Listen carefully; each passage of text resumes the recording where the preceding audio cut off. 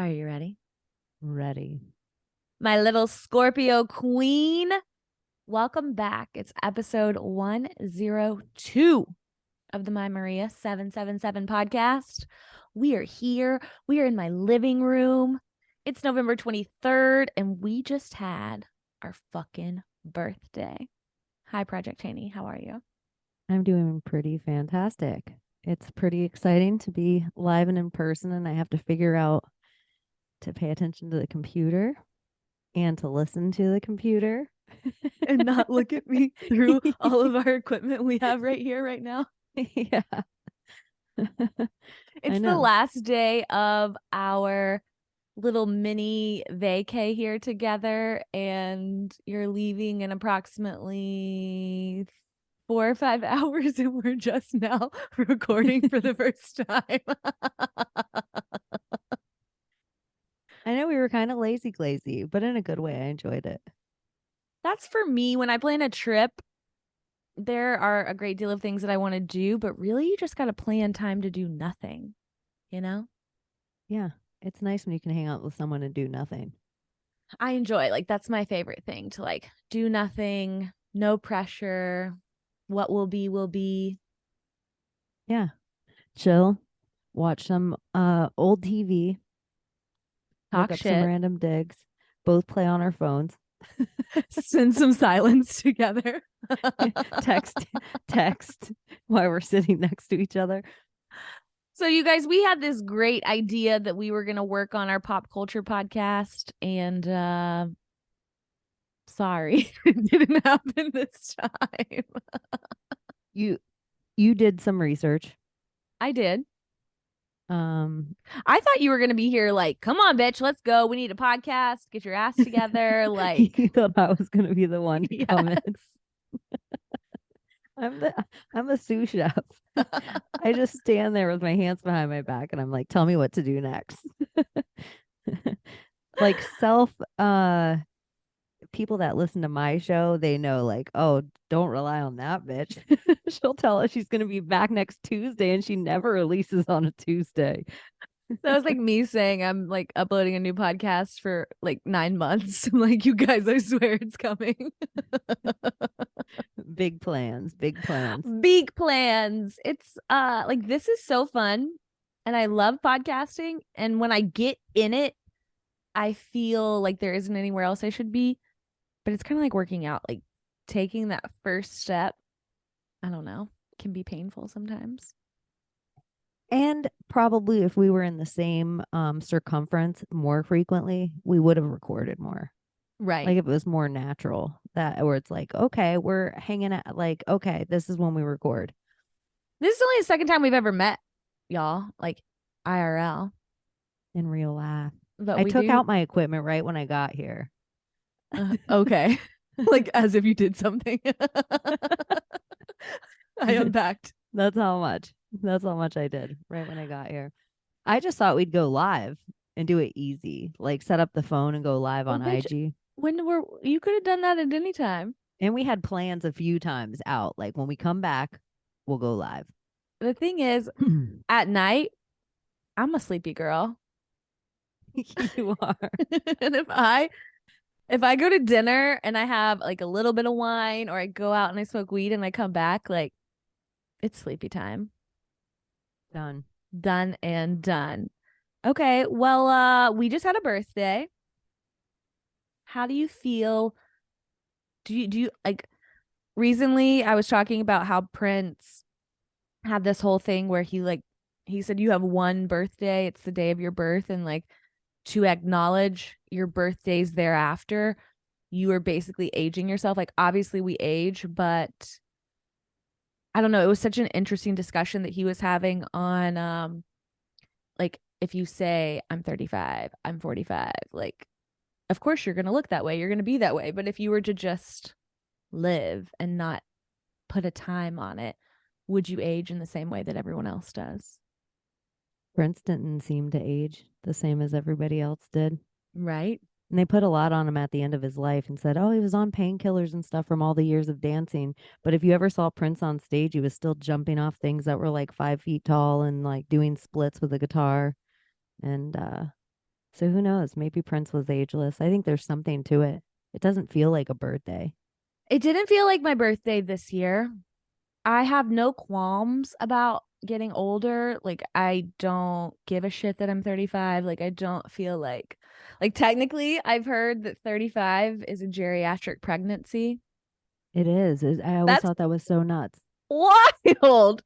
So fucking wild. Like somewhere in science, that is the age that they've decided that is like danger, Will Robinson. Ladies cannot have kids past this age. But you hear about those ladies that are like Mormon or, Amish, and they're like 50. They have like a litter of kids. They have like 18 kids. Hmm. I don't know. I don't care about getting older. I don't care about the potential for a geriatric pregnancy. I don't want to have kids as of today. I think that was freaking you out yesterday when I said that to you. But like I Well, don't it was even just a big feel proclamation. Like you just were like, huh. I think I like you, like it's been mulling over, but then you were just like kind of settled, like, I don't want kids. yeah. It just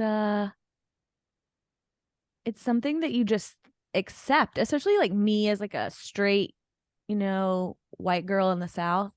There are just certain checkpoints in which you assume that you're going to get to in your lifetime.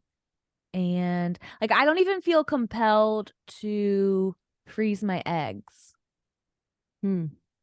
I It's funny you say straight white girl in the South because I am also a Southern girl. And even though I am a lesbian, I do feel like with my age, I was not out of the closet until I like completely out of the closet of this is my lifestyle to everyone who knows me until I was 28. Mm-hmm. And so I still had check marks in my head of when I'm going to have kids, when I'm going to get married, when I'm going to like eventually I'll be able to play lesbian for a while. But the thing I'm going to have to do is get married to a man in the church and have kids, like 2.5 kids and The do white that picket thing. fence and the whole 9 yards. Yeah. It's kind of crazy when you come to that. But I actually did one of those tests. I don't know if you know it or if you've done it, but where they hold a needle, it's like a pendulum test, and they hold it on your palm and they pick it up. And if it goes sideways, I think you're having a boy. And if it goes in a circle, you're having a girl. Every time they did it to me, it just hung dead straight. And Oh, so really? I kind of want to go get a needle now. I know we should try it. So I didn't know if it was like quantum, if that needle made it that I wasn't going to have kids, or if I really wasn't, but it was like it was settled in that moment. Like the second the needle picked up from my hand, I was like, huh, okay. When was this? Probably 17 or 18 years old. And I just settled that I wasn't going to have kids. So even though there was this thing I knew I was going to have to do, that was the first release I had of it, that needle. Your needle comment though, like what predicated what reminds me of in the movie The Matrix, the meeting of the Oracle and Neo, and she tells him to like watch out with the vase, and she's like, watch that, and he touches it, and it like he holds it and it falls. And she's Mm-hmm. like, don't worry about it. I'll get one of my kids to put it back together. And she's like, what'll really, what's the word? What will really cook your noodle is like, would you have done that if I had even told you to watch out for it? So like what came first, like the chicken or the egg? It kind of reminds me of what you were just saying there. Like what came first, the needle or the thought that like did you do it because of the needle or The was the same needle thing the happened to reason? me at work like 2 weeks ago. I was How so? taking I was taking something down from this part of my oven I was cleaning. I like to like clean the oven for my chef at the end of every month. And I was taking this part down that in my lifetime of restaurants is this really awkward piece that the piece itself isn't sharp at all. But if you grab it just the right way, it will slice right through your fingers. And so when I was grabbing this piece down, I said, "This is sharp. Be careful." I said it aloud. And somebody said, "Did you just say that to yourself?" And I was like, "Yeah, I don't even know why." Like, it was weird that I said it aloud. So, like 30 minutes later, somebody got to work and it was laying in their station and they were starting to clean it and they cut themselves on it. They weren't there when I had said this thing. And everybody looked at me like I did it. Like I You put knew the it was thing. coming. Yeah, like I had this moment, but I was like, did I put the energy on it? Did I know it was coming? Or was it like on a different timeline? That was my cut. Ooh, in like a little Final Destination way. Yeah, like on the highest possible timeline, though, I told myself out loud, like I didn't just observe my thought. Some people observe their thoughts, and even when people are speaking, sometimes I find when I'm in flow or attached to something higher than myself, uh, I can almost sit back and the words are just pouring out of my mouth. That was one of the moments that the word just poured out of my mouth. So it was almost like an observed thought, but I got to hear it aloud. It wasn't me thinking it. I didn't think it and then say it. It was just there. Yeah. Sometimes I feel as though like I can taste things. Like there will be something that's like on my palate and I'll know that it's coming and I don't exactly know where it's coming or what it means. Sometimes like this could be with certain clients, like I'll like taste their name and Hmm. then they'll call me in like the next day or two and something crazy is happening or I can feel because I'm driving all the time. I go back and forth to Knoxville a lot. And so obviously I know like the spots where all the cops traditionally sit, but at the same time, I'll tell like I'll taste it and I'll be like, okay, something's coming. Or I'll acknowledge the thought and I won't think about it too much. And then less than a mile later, I'm going fucking 90 miles an hour. And I'm like, you knew that was coming. You were telling yourself that was coming. Is it in the taste? Are you just using that as a descriptive, or do you get a sour or sweet No, there's or no actual taste involved, but I just a feel like it's in my nuance? mouth. Um, so I'm there's no like me, Maria, is not experiencing any sort of like my taste buds are not going off in a certain way. Like, so I'm not synesthetic in that like Chaney tastes a certain way versus Uh, Peyton, but uh, it's like an it's right aura. here. Yeah. I It's feel like you're it. sensing an aura of something before it gets there. I've told you this before, and I really haven't seen this movie more than maybe twice. I should watch it now because I'm always talking about it. But I love the movie like Being John Malkovich and the idea in that movie that like this person, John Malkovich, exists and people find this door in New York City that like you go into his brain for a little while. And sometimes I feel like that movie that like there's somebody in my head that's like putting ideas in there in like an inception type of way and like some like kind of what you were saying just now like it just kind of exists, it just is there. But what I think is ironic and like the whole I've been talking about Being John Malkovich for fucking like years even before I did this, and like the concept of like getting into somebody's head for the day and like how unique that is and like how interesting that is, and then I find myself here doing this and we have Instagram and like Instagram stories. For me at least, the way that I post it's kind of like being in my head for the day. Like I'm showing you all the weird things that I'm looking at. So I feel like I've come full circle on this like being John Malkovich idea trope in my brain, but that whole tasting of words feels like that. You are good at this format in a Being John Malkovich way because you are very honest with your audience about how you're feeling. You actually do let them into your head. I And haven't done it recently. I need to do it more. I my audience, I feel like I let them into how I'm thinking. Mm-hmm. It's a different, you kind of do both. You're a little more raw with your audience.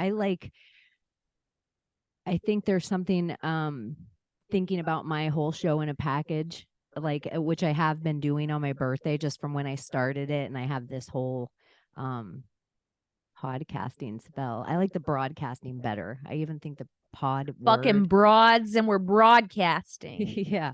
I think it's like me trying to work out the nonsense that we've all been put through. And so they sometimes my feelings come up, which have even caused me to choke up on air a few times with guests or alone. But you're really raw with your heart with your audience in a way that is sometimes you laugh through it, but it's like also real. It's being my Maria. I was never a big therapy person, but like this is therapy for me, you know? I don't need a therapist when I've got 45,000 people who not that all of them listen, but you know what I'm saying. No, You it's the best therapy I've ever had, my podcast. I don't know okay. if I would have mentally survived the New World Order if I didn't have my audience. Okay, first off, don't act like the new world order is coming. It's already here. That's what I said. I survived I the New know. World Order. I know. I just want to tell people like if you think we're transitioning into the NWO, baby. Baby, it's been here. They're in fucking control already. For you to think otherwise is so naive. What I a hope fucking that psyop it is for them to convince us, hey, we're in control, but we're about to get in control again and make you watch. I hope that my microphone picks up your Italian extra loud. I hope that they can hear that part. That's one thing that doesn't get shown, I guess, in my stories as much because I'm not like recording myself like live reacting. But I just get a little crazy sometimes, guys. You think I'm crazy already, and it's just next level. Let's talk about crazy though. Okay, let's tell people about our birthday dinner. Okay, this is perfect. Yeah, let's transition. No, actually, okay, let's say this. You guys know me. I am failing at love. I've been failing for fucking years. I tell Chaney all the time, and I think you didn't maybe believe me completely until this experience. But I say it to like you, I say it to my mom all the time. I feel like I'm in this Groundhog Day that I'm living in right now. Why are you laughing? Because I just think it is such a weird. I'm our mirror, like standing across from you too. Y'all, I trigger the fuck out of people online.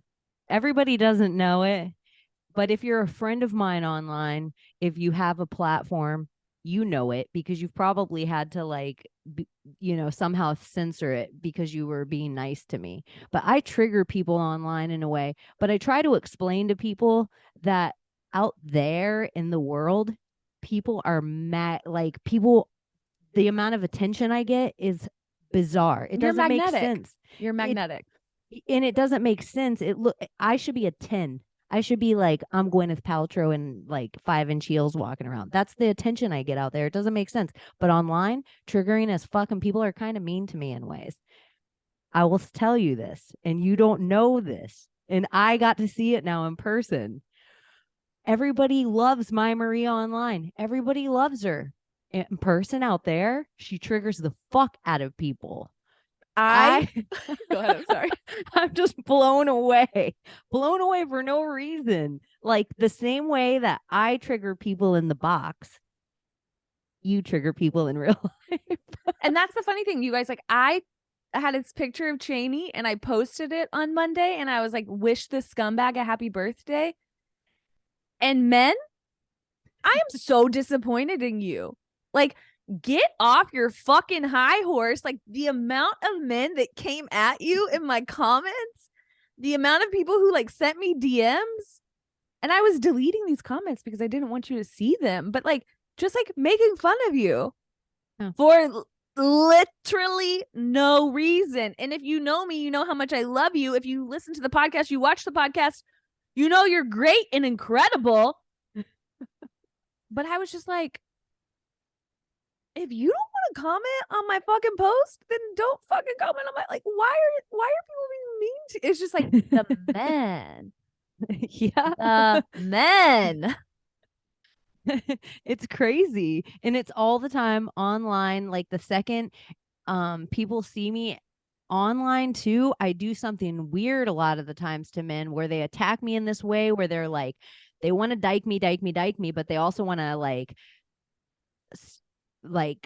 you question my sexuality, like you're confused about who you are. Like I'm very comfortable who I am, but it's like such a weird And the battle. ironic thing was in Nashville, I found that everyone was complimenting you on your hair. Everyone was like, everywhere. I love it. I love it. Like rant, like a big old like older black guy, I think, said it. And I was like, Mhm. okay, I'm here for this. Like, go for you, girl. Like, I was so happy. Like, I loved it. And you and I were talking about like one of the things I've been doing, I've always done this, but I tried to like intentionally do it. Like when I see somebody who's rocking it and like in their element and looking good, like I will stop them and give them a compliment. Because I just like that's the type of juju butterfly effect synchronicity that I'd like to like put forth into the universe. So when people were doing it to you, I was like, yes, yes, Cruella, like get it. I got to Fucking see get it. you do that to people, and I do that at, like, I notice like ladies' earrings, people's jewelry, guys' sense of style. Like I love guys. Like it was nice to get to, because we're both observers of people, to sit with each other and just observe rooms of people, which I think that's kind of what we did the most of, like, oh, I like that guy's shirt. I like the way that person's tucking in this. I like that lady's shoes. And we are both those kinds of people. I got to observe you in your element and the way you talk to strangers, and you just compliment random strangers on random things. But I felt like Nashville, yeah, they've been friendly to me. They were. So the funny thing And was we go to Jeff Ruby, and I have a friend there that plays the piano, and I hadn't seen him in a while. And so I assumed that he was going to come say hi to me. And this is somebody I know in real life who has like literally the first time he walked up to me and I was like, you fucking made me. Because this person I knew in real life and then found Maria. And I was like, oh my God, my worlds are colliding. Like, I'm so worried that people are going to, for as much as I don't give a fuck about anything, I just kind of cringe at the like the judgment that's going to occur. Like, I don't necessarily care about the judgment, but I'm like, I don't want to deal with this. But surprisingly, I get a lot of good feedback. So I was going to see him and I figured that we would be talking and we would kind of like, I don't mean this in any sort of negative way, but objectively, I thought like you might be secondary to the conversation. yeah. But in your magnetism, this person had never met you before.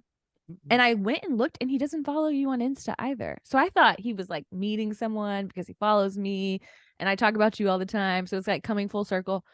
But he went and walked up to us and literally talked about Chaney talked to Chaney the entire time. About like he just had the most random things to tell her. Yeah, he told me about a pearl piano. And it wasn't like he wasn't being rude to me, but it just like he was magnetic to you immediately. And I loved it. Like I'm just sitting there observing, like, It was so much so that I thought you knew him in a way that he was being extra polite to me. And I felt energetically like all the compliments he rained on you, but all the attention he gave to me. And it was actually something I noticed in this moment. And I think this is for men out there. Just, I think I get treated like a man a lot in a situation, and it dawned on me that women will get compliments from men but not attention, and they want the attention from men. The compliments are nice too, but they actually want the attention, and I'm a girl that I'm used to attention from men. I don't want the compliments at all. But I it dawned on me in that moment that, like, oh, men need to give their attention to women more in that conversation way. You would have been just as interested in the pearl piano, but he wasn't giving you that. And right. I was like, but he did give you compliments, but you didn't even notice the compliments. Because we were talking about this last night and we were having the same conversation last night. And I was just noting to her that, like, we're about to tell you about the fucking craziest bitch on fucking Broadway here in a second. And I was just saying that, like, oh Lord, there's a stink bug. Oh my gosh, it's not on camera, but it's so big. My hand has been here like over and over again. What am I going to do with this thing? Hold on, people. Don't kill it, it'll stink. I know not to kill it. I've killed one before. I thought the stink bug was like a euphemism type thing. I didn't really. I was like, It almost looked like a scarab, like a scarab beetle. Uh huh. It almost Okay. looked the same. What was I saying? Craziest Brits on Oh, Bob. we were talking about this last night. that I think too, that men love that energy with men. And obviously, like, you have a masculine energy about you.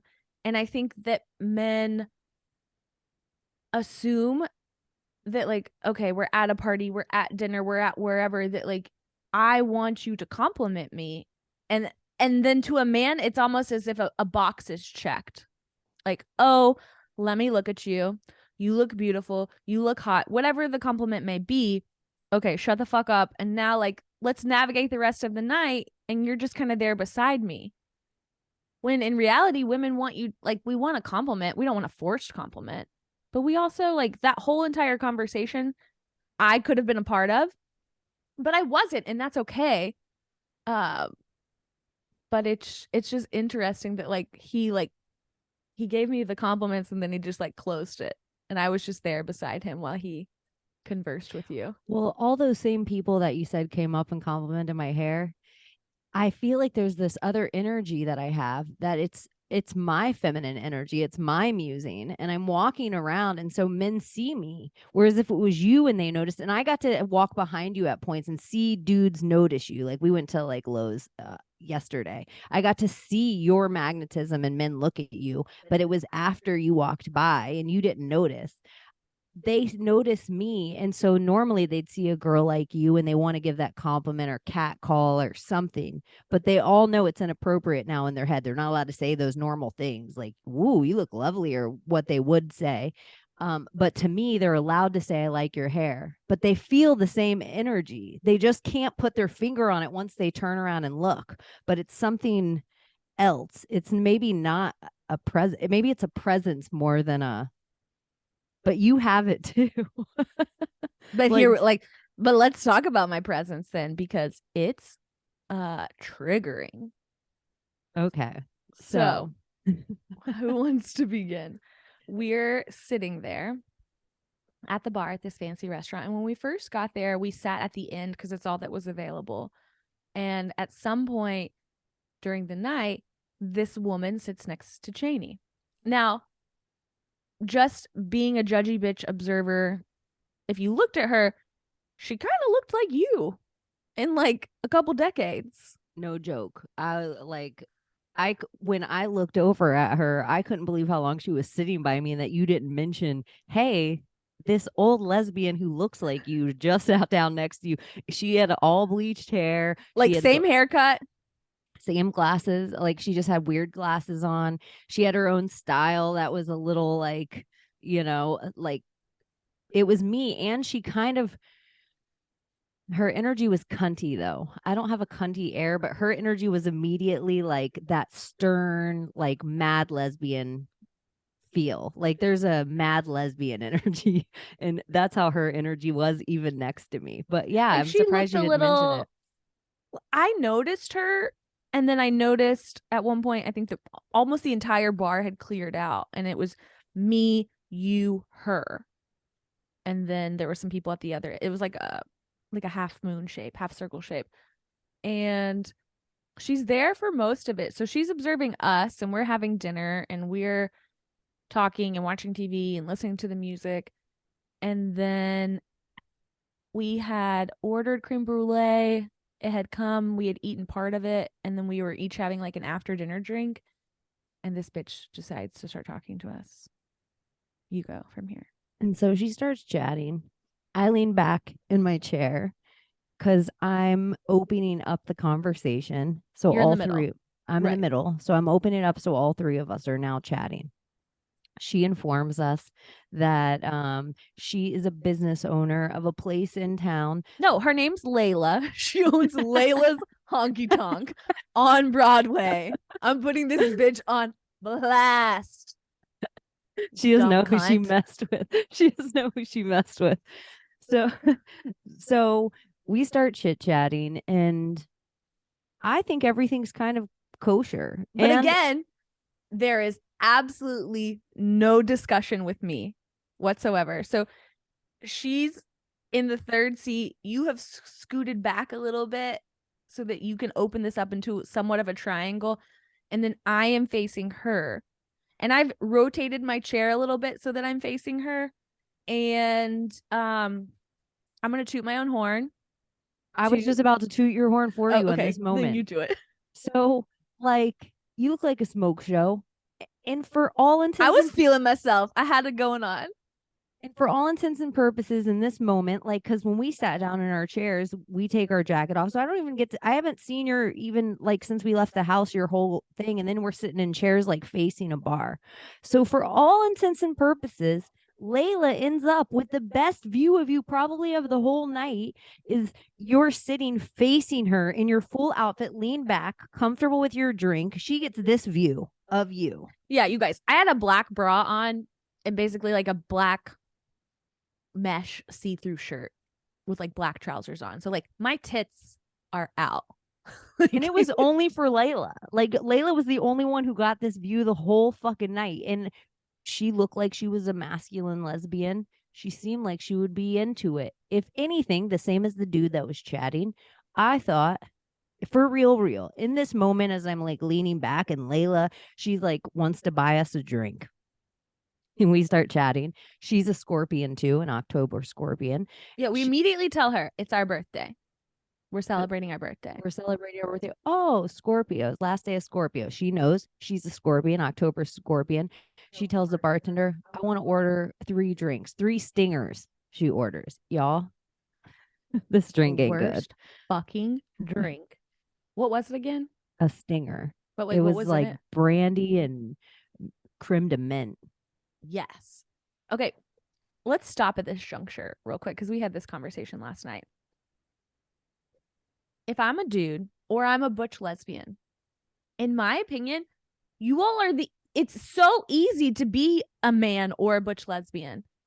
But to come in with my big dick and like stick it on the bar and order drinks and like, I don't know, if I was a dude and I wanted to hit on a woman in any hypothetical, whether I wanted to like make her take a shot or whatever, I would walk up, I think, and I would say, I really want to take a shot with you. Like, what do you want? Let's make it happen. Bartender, I need to talk to this woman. Get whatever drink she has. But to like come in and be like, you're going to take a shot of this stinger. This nasty drink. So she gets us this drink. And it's gross. And she even says it's gross. Well, first off, nobody knows how to make it. No one. And then she's kind of like bullying the bartenders. She's like, around you don't know how to make a fucking stinger? Who the fuck are you?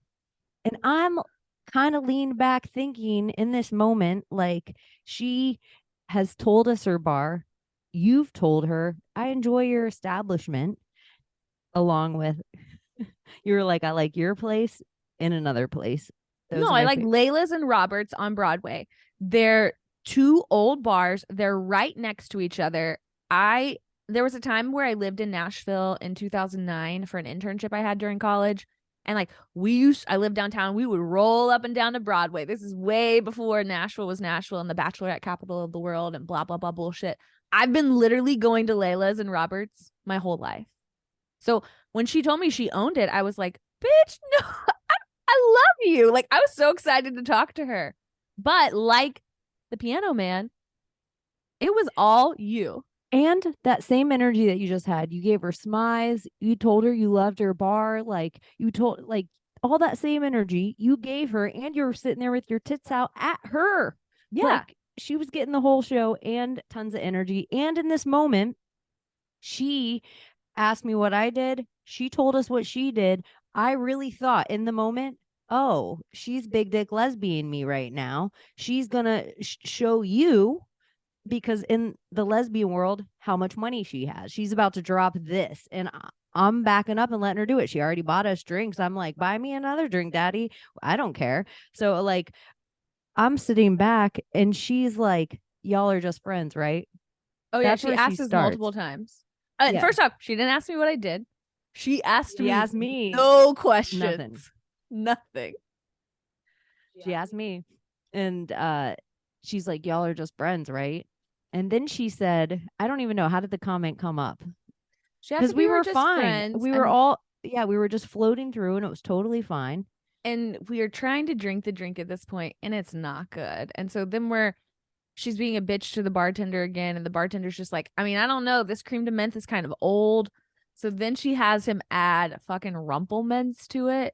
And like, I'm not a brandy drinker. I'm not a dark liquor drinker. I could have stomached something just to like, thank you for this. It was like intolerable. And we just had a bomb ass bottle of wine. Like, we did not need this on it at all. We just had a perfect fucking meal with a bomb ass bottle of wine, a good dessert, after dinner drink. Like, it was perfect. We didn't need her shitty stare. And so we're just sitting there. And at this point, she's making no inquiries to me. That's fine. You don't have to talk to me. You want to talk to your lesbian friend? Go ahead. Like, y'all are bonding, whatever. So I'm just sitting there, and I'm sitting very much the same way that I am now. Like, I had my arm resting on the bar. I think I was holding my like other drink in this hand, or I was just chilling. And she's talking to you. You guys are almost facing each other. No, like we are we're facing each each other. other. You two. And I'm just like here on the side. And I don't know how she says it, but she's looking to you, and she says, and this one, with her lack of energy. I don't think I said anything at first. I think I did. I think She said something, and I looked at her, and I was just like, and I looked at you, and I turned, and I went back to eating my creme brulee. And I was like, okay, I'm literally not even going to participate in this. And you were like, okay, this is my friend. I think that was a little, you were trying to be very like PC about diplomatic. I was like, I didn't know what had just occurred, and I'm like, she doesn't have low energy at all. Like, she has very fine energy. She was kind of insinuating. She said something about our energy and that your energy was low. It was something that no, I'm like, mine was like lacking, that you and her were like on this same page, and then like, oh, and this bitch over here with like her lack of energy, like her lack of presence. and I was, I think I was like, she has all the presence. Like, she has tons of You were like, energy. she's just an observer. She's just Yeah, she's watching. just observing us have a conversation right now. Like, I was even like, because I was so confused. Like, did this bitch just come at you? Like, I was so, because I was expecting her to kind of like a little Hit bit on come me? at me. I Yeah, kept I thought waiting she for was her to gonna hit fucking on hit on you me. and come at me, but like I thought she was gonna come at me underhanded like that. I was kind of prepped for it. So when she came at you, then I was like, is she coming at you to insult me right now? Like, what's happening? Like, my narcissist was like, how is she attacking me with this? She was just like, then she doubled down. That's when she said it again. You were like, after I said, blah, blah, blah, she's not like that. And she's like, yeah, she seems something like that. And that's when you turned around. And I'm just, okay. Y'all, when I was young, I'm going to tell you a little ratchet story real quick. I used to get really drunk in college, and I would brown out and not act like myself. But like, I'm a little bit of a like a Jersey girl on the inside. Like, let me take my fucking hoops out. She's You know, snooky. yeah, a little Snooki. I need to post that picture of when I dressed up as Snooki in Halloween. Like if somebody were to disrespect you, and we were in high school and college together, I'd be like, do you want me to go break their fucking knees? Like, I went full, my Nana was like fucking Sicilian woman. Like, I went full, like, let's fucking go. Like, I never actually got into a real fight, but I like, if you wanted me to fight, like, I would have fought for you. So If you would have told me this about you, I would have been like, like even last week, I would have been like, yeah. In college, everyone went to Pensacola freshman year, and we stayed at fucking Sandpiper Beacon. If you know, you know. They have this place called the Tiki Bar, and little ratchet ass Maria was wearing rainbow flip-flops back in the day. Everyone and their mom had rainbow flip-flops. My drunk ass loses my flip-flops. And what do I do? The first bitch that I see that has rainbow flip-flops on, I think that they're mine. I have no recollection of this whatsoever. But evidently I was with my guy friends, and I went over there and I said, those are my shoes. And of course this bitch is like, no, they're my shoes. And I'm like, no, those are my shoes. Take them off or you're going to regret it. And she doesn't take them off. And I pulled her hair and pulled her down to the ground. And then That's my guy girls friends gone wild. threw me on their back and took me out of there. But all of that to say, that's the energy that lives inside of me. I could go like that at any moment. But here we are. We're vibrating higher. We're blah blah blah bullshit. You know, what you Y'all, put into the world gets out of it. So I try to be non-reactive. I try to not talk shit. I try to not be this like hot, spicy, fucking Sicilian person that I am that would react like that. Serenity now. Serenity now. So I was going through a moment of like serenity now. I could make you cry in a fucking second. Like, how far do I want to go with this bitch? in her head, she was saying, this bitch right now is testing me. That's that face that you're making. That's what you're I making was at just the like, TV. okay, okay. I don't give a fuck about you, Layla. Like, You know what I liked though is you were sober, like you weren't gonna fist fight. You just dragged out your words, like you turned into attorney on her. no, because I like went back and I was like, you really just said this and you want to know why I'm reacting to you like this? And that bitch doubled down on it. And then she acted like she never said it. So the logical attorney is like, you called me this, you were derogatory towards me, and now I'm giving you an attitude. And like she was gaslighting me. Like she was just like, it wasn't a big deal. I'm like, you fucking cunt. Like, you're not gonna talk to me like this. And she was just trying to gaslight me, being like, it's not that big a deal. I didn't say that. It's not what I meant. And I just turned away from her. I just literally stopped looking at her, stopped reacting, stopped talking to her. And I think that made her more mad than anything else. It seemed like it was, I was like, at first, is she flirting with you? Like it No, was it's so so fucked up. mean. And like she doubled down. Oh, well, this one's low energy again. And you were like, don't insult me by first, don't insult me, and don't insult my intelligence by now pretending you weren't trying to insult me. She's like, I don't know what you're talking about. This isn't a big deal. Yeah, and my favorite part when I'm like, oh, this is getting heated, and there was other words and you were saying so many words that I was like, holy shit, like you were kind of tying her up and she couldn't even get out one. She just kept looking at me like she was stunned that you had so much back at her. And so I looked at you, and this is the most daddy thing. You were like, we're all paid up and we can leave whenever you want. So I just stand right up out of my chair and I grab your coat. But the best part is you look at her one more time and take another bite of the creme brulee. And you take another bite of the creme brulee and you say some other shit to her about how I won't be frequenting your establishment I think I anymore. was like, you know what? I loved your bar, and I'm gonna tell every motherfucker that I meet to never go to Layla's because their owner is a cunt. I said something like that. But when you were in the bathroom earlier, this is before we even talked to Layla, I paid for the meal. So she's just like going after us. And I was like, you know what? We can go anytime, baby. Let's fucking go. I like how you talk shit while you put your hands in your jacket. You took a bite of your creme brulee. You talk shit while you put your hands in your jacket, and then you just walked out. But okay, all of this to say, this is a very long story. I tell you this all the time. I tell my mom this all the time. I feel like I'm living Groundhog Day where I wake up, I go to work, I come home, and then on the weekends, I'm no longer on the dating apps.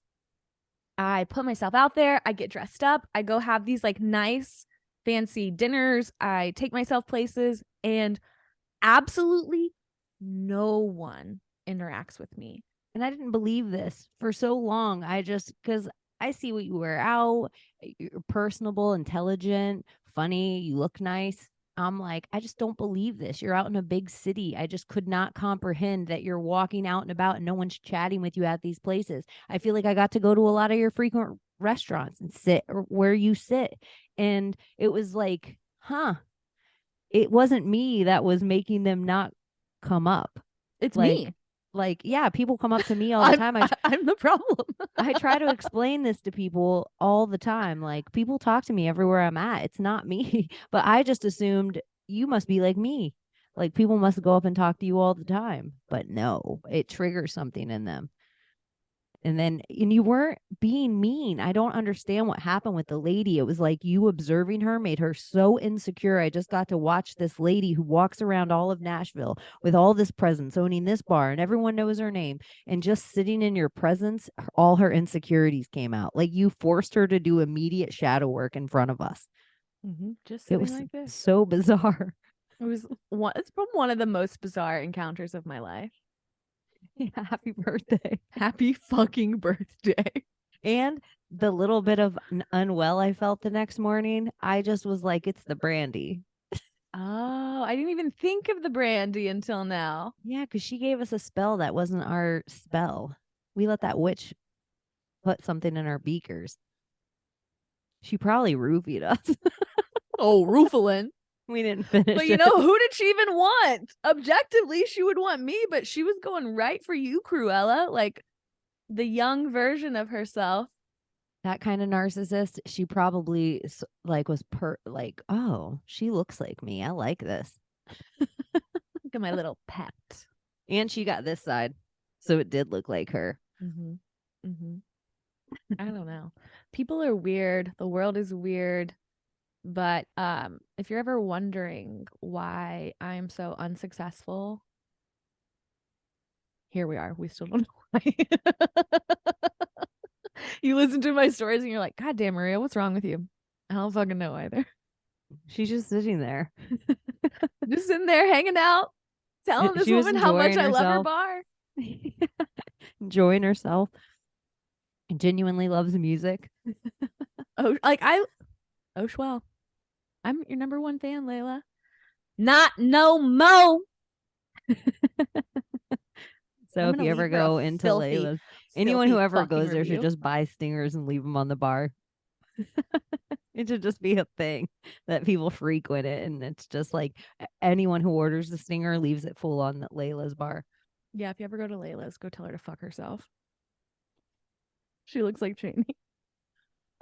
You'll know who she is. You'll know. Exactly. Or your audience, if all the male audience who I trigger so much, they can take it out on Layla. On yeah. If you're ever mad at Chaney and you want to say something mean, just go leave a bad review for Layla's instead. She's gonna start popping up as an alias of mine. Layla. I go to Jeff Ruby's at least like once every 2 months or so, so I'm sure I'll see her again. It was divine. Yeah, you're totally gonna see her again.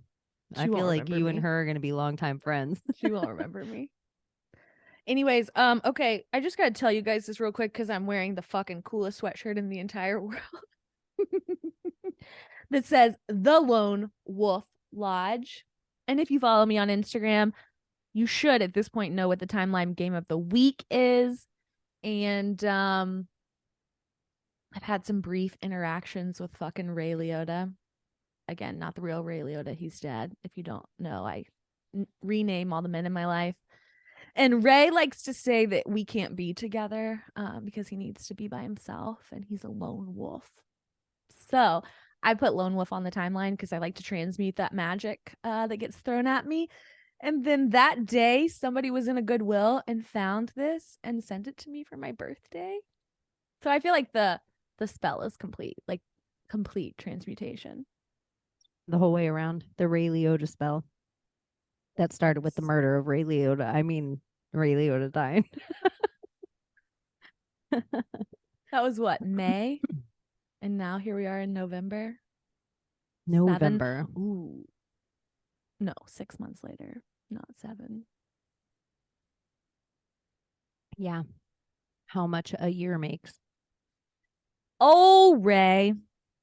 Poor Ray. Got to get his Christmas flowers together.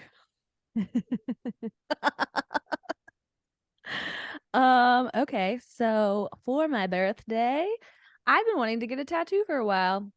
And guess what I did? I got it. I got a 777 on the back of my neck. And I don't know why. It had to be there.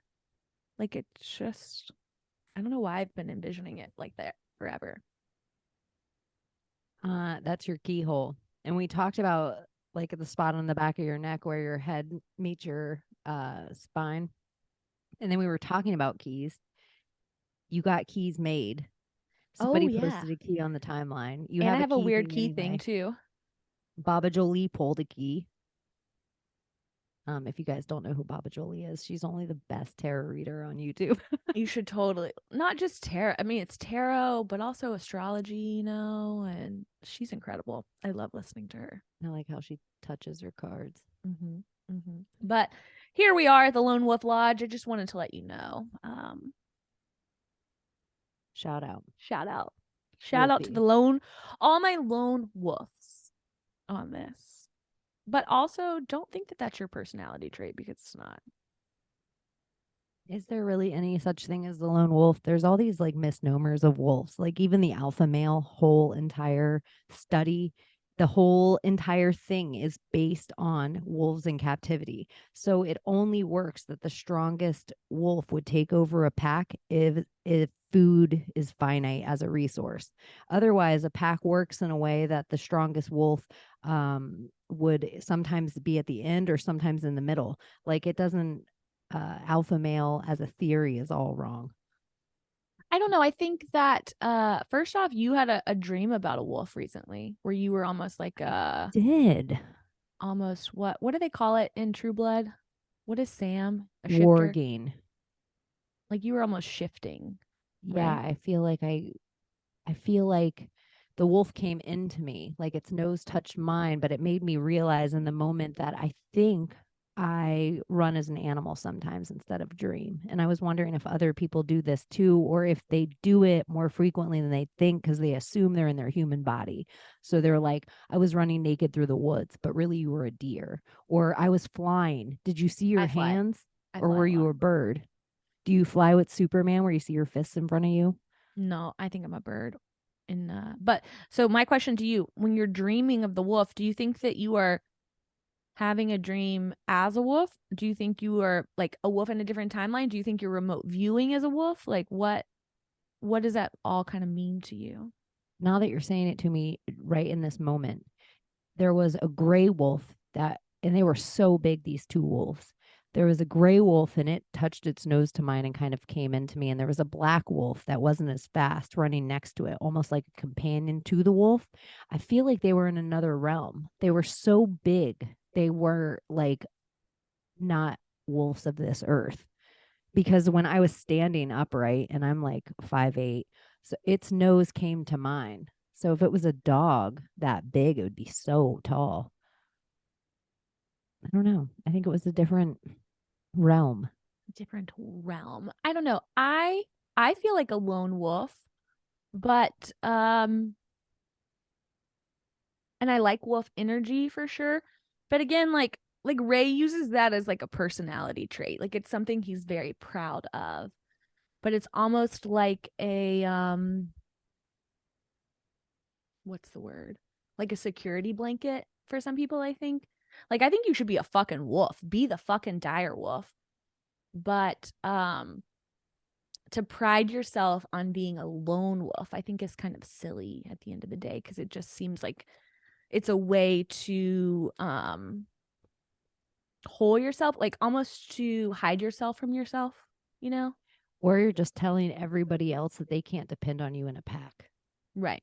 The pack can't depend on you at all. Like, really, you're trying to put it out there as a way that everybody else stay away from me. I'm a lone wolf, but really, you're giving everyone a warning that they can't depend on you at all. You're going to take the last food from the pack. You're not going to protect the pack's young. You're not going to protect the pack's woman. You're the lone wolf. You don't care about the pack. So, really, it's meant to be like a badge of honor, but really, you're letting me know that you're not part of the You're not pack. capable.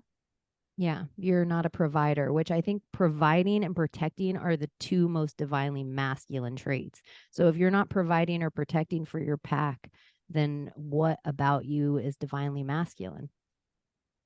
Like I went on A lone CoStar. wolf is a that's the opposite of how a man should look at himself. This is what I think is so interesting just about like life and the synchronicity. Chaney and I love CoStar. So every day, like we're sharing our CoStars with each other. So I put Ray's information into CoStar because that's the type of crazy that I am. Um, and when I read about like what he's like in a relationship, it said, quote, he believes love should be practical and reliable. Deep down, he is terrified of being close to people. He corrects this by maintaining the upper hand. He manipulates people while smiling sweetly. And when this doesn't work, he becomes the lone wolf. And like that is just, I guess, what I love about like the quantum synchronicity and like the fucking timeline game. And it was even before that's what when I decided, I was like, well, I'm going to transmute this energy and I'm going to be a little bitch and I'm going to put lone wolf in my timeline game. But I Your don't know. badge of honor, I will make fun of. I will make, yeah, you want to break up with me and use it as a badge of honor? Let me make fun of it to my 45,000 followers. I don't know. I think at the end of the day, like we take red pills, we vibrate higher, we grow, and we're supposed to, like, one of the lessons is that you have to be okay as a lone wolf. You have to be okay with yourself so much that you love yourself, that like you could love yourself and nobody could ever love you again and you would be content. Like that's where I feel like I'm at right now. But then to like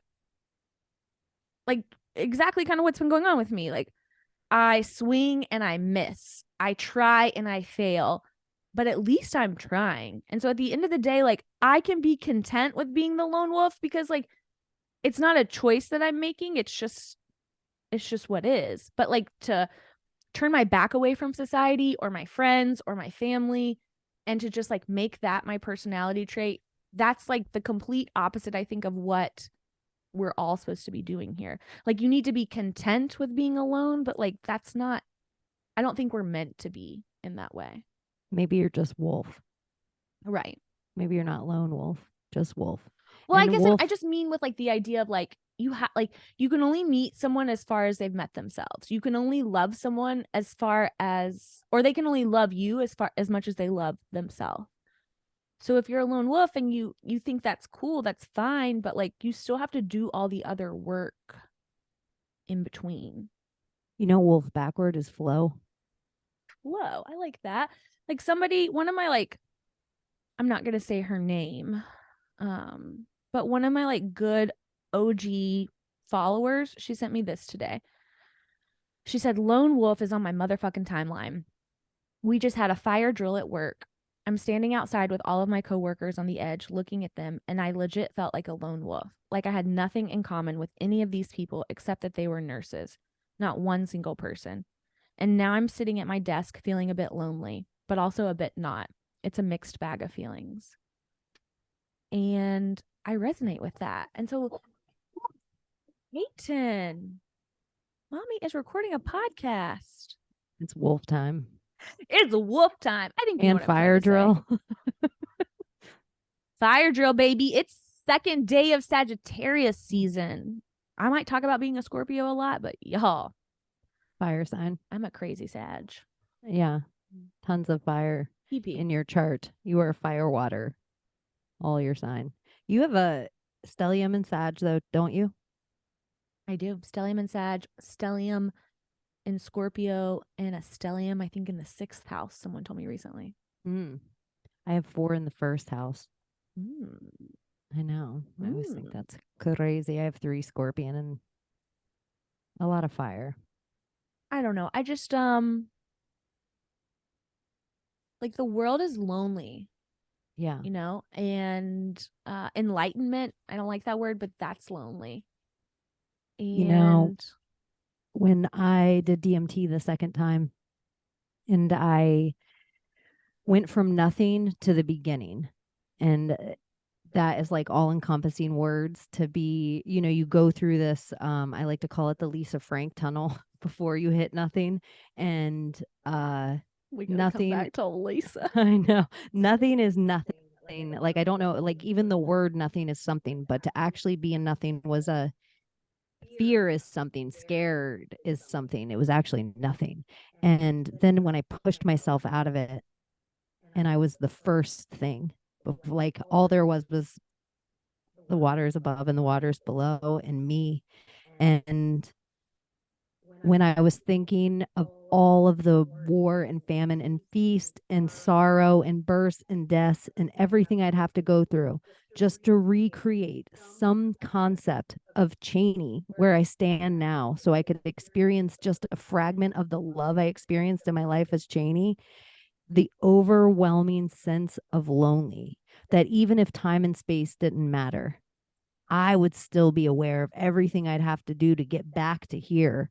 And so after the experience, and I did mushrooms for a couple of days afterward. And then when I finally let myself come down off the whole thing and I sat inside my shower, I just curled up like fetal position and cried and cried and cried. And it was just like the overwhelming sense of lonely from the whole was the biggest feeling that I think that you almost have to have your Christ journey first, or you almost have to have your God journey before your Christ journey. You have to experience that sense of lonely before you can come back in human flesh and love it appropriately.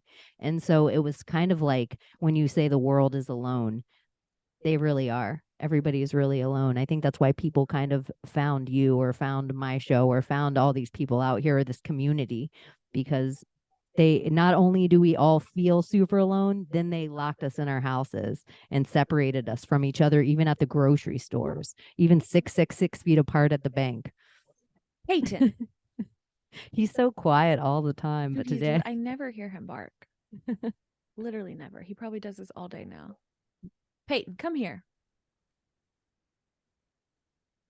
One of my favorite things this week about being with you is just your comments about mine and Peyton's relationship. We're just like an old married couple. because I think also, which is kind of funny, that this is only the second time we've met in person, but we're comfortable around each other. Like we hang out all the time. And so you're that amount of comfortable that you have the talk that you only have with your dog when no one else is around, that and you're like, oh shit, somebody's in my house. So I get to experience all the voices and all the weird, Maria. There's so much weirder than you even know. Lieutenant Dan. Lieutenant Dan. What else? Okay. You were saying something about crying just now, and I don't know. You and I have talked about this. I haven't talked about this on here. I don't know if ever or a while. This is a random podcast, guys. Birthday thoughts, maybe is what this one will be called. I feel like I'm the scales sometimes, which is just ironic and like the legal of it all. My Mars is in Libra too, so that's just interesting. But I am all one way or all the other way at times. And so I feel with my emotions like I'm either feeling every single fucking emotion and then I feel it and I let it go. And this is like a whole mantra that I talk about all the time. So like let's say like I have a bad moment with a guy and I feel like crying sometimes and then I do cry a little and I feel like I'm a method actor at times where I get into like a cry and I don't really feel any of the things that I feel, but I feel like do you know what I'm saying? Like I feel like I'm supposed to. I don't know. You I stare in the get in mirror and you don't buy it. I get in too deep sometimes. I'm like, bitch, what are you doing? Why are you crying Are you over really this? sad right now? Am I sad? Or do I am I completely disassociated and I give no fucks? But then I'll feel that way in my like crying. But Okay, then and the same. The opposite, kind of. Are you ever sitting in a moment, you're just listening to a song, watching a movie, doing something, and it actually hits you in a place? Like maybe it reminds you of your dad, or maybe it reminds you of your childhood, or a grandparent, or an old animal that you used to have, something where you're like, holy shit, am I crying? Like where just tears come out of your face? Does that ever happen to you? Where you're like, I wasn't even planned on getting touched. You're just driving to work.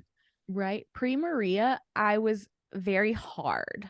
And I would like pride myself on my hardness. Like you couldn't make me like familial friendship, relationshipy stuff didn't make me cry at all. But if I watched like an ASPCA commercial the wrong way, I'd be crying. Like I used to be a masochist before my husband went to Afghanistan, and I would watch like coming home videos just to, and like that would make me sad. But anything as it related to my own life, not until my stepdad died did I really like get in touch with some emotions. Open up that. Mm-hmm. No, I don't know. crying.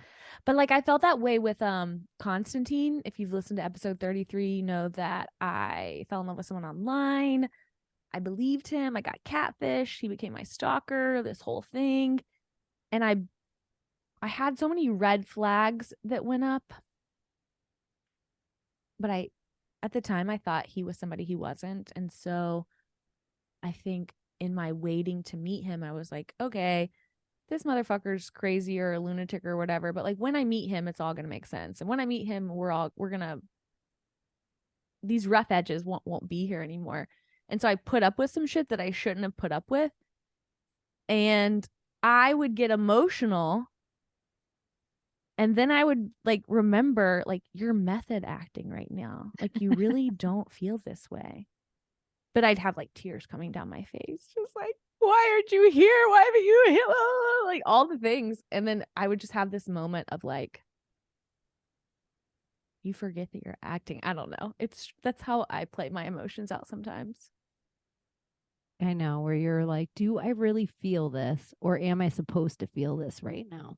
Like I've done everything to lead up to the steps of feeling this next thing, that I should have a dramatic reaction, or I'm looking for a dramatic reaction. Is, you know how you say someone can only meet you as deep as they've met themselves? And I'm like, they can only handle the energy between you, can only be held by the pole they are. So it's like a phone line, like the amount of weight of the energy. So sometimes it's like they're almost incapable of giving that energy back. So now you have to give it to yourself. Well, I think that sometimes, like when you start talking to someone new, or if you're dating someone new, I fall in love with potential. And so I see this like lifeless ball of clay and like what I could mold it into. And I'm like, I know it's there. I know you're there. This will be great. This will be wonderful. We just got to get there. But really, I'm falling in love with the potential in myself. You know, like when you start dating someone and they're literally giving you nothing and they suck and they have all these weird fucking rules that make no sense, but like you still like, you know, at the end of the day, like I'm just falling in love with the potential that I see in Ray, which is me. Let's talk about these rules, because I don't think he's the only person that has them. I think a lot of people, we were talking about him earlier, just being Southern girls, that Right. there was these certain check marks that we had to meet. Like by a certain age, we'd have our degree, and by a certain age, we'd be married, and by a certain age, we'd have our 2.5 kids, and then by a certain age, we'd buy our second house, and then we'd, like whatever the check marks.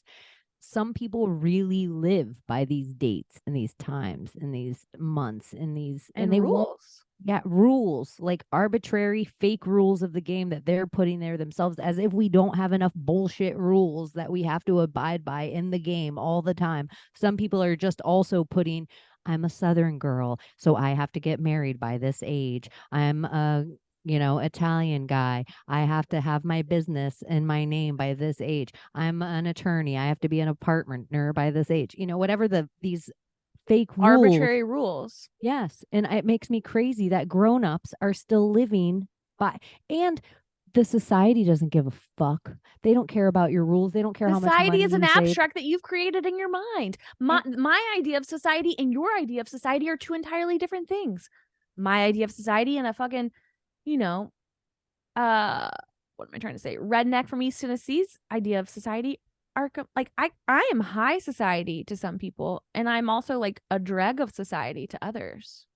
Like it's all about perception. But you could have done everything right. You could have played the fucking game the whole way through, all the dates right, all the times right. And it doesn't matter if oh, now we're going to shut down the world. Now people have to get a needle. Now people aren't allowed to have kids. Now school doesn't exist. Now we shut your business down because your governor decides it. Now we do. Imagine if you played all these rules right by these stupid rules and these arbitrary rules and that are being changed under your feet. And then you're holding yourself accountable to shit that doesn't exist. And the only thing you're holding back is your own happiness in the moment. I'm kind of confused. I'm just confused that grown-ups are doing this to themselves. And I'm realizing it, saying it about him, of how many times I've done it to myself, but even us talking about at the beginning of this conversation, how like, are there these other weird rules with time and space and money that we just give ourselves all the time? Oh, definitely. But it's not until you start to learn someone new, meet someone new, learn someone new whose rules differ than yours, that you see how ridiculous it is. You know, like I can say all the time, like, Maria, you need to change this, you need to do this, like all these different things need to change. But I spend a couple months, I'm not even a couple, 2 months with somebody, and they have all these rules, and you're just like, why? Like I said this last week, you are a program, but you are also the programmer. Like it's running simultaneously. So like Ray made these rules for himself like 15 years ago when he was 30. And so he's written a program for himself. He is operating in a program of his own design. But at the same time, he doesn't realize that he is the programmer and he could write the script however he wants. But he doesn't want to, and he doesn't think that he can. And we all do that. Like here I am, I keep living in this Groundhog Day of my life. Why do I keep operating under these rules? Why have I not changed the program? I did a little bit. How so? Because this time last year, we chatted on the phone on our birthdays, and you were like, here's what I'm doing for my birthday. And in my head, I thought, I want to do that for my birthday. And this year I did the exact same thing you did last year. I did Went to it for Jeff my Ruby, birthday. Yeah. had a steak dinner. Yeah. Did I manifest it in the quantum of it all? Did you program it because you're a fairy godmother and You you just put updated it your out there? program. Or You did saw I my just, fucking program and you wrote your own script. yeah. And so it's just like in the immediate right now, like I, it's just possible. I didn't have to abide by any other program, but nobody does. Anything is possible. And I have to remind myself that so often.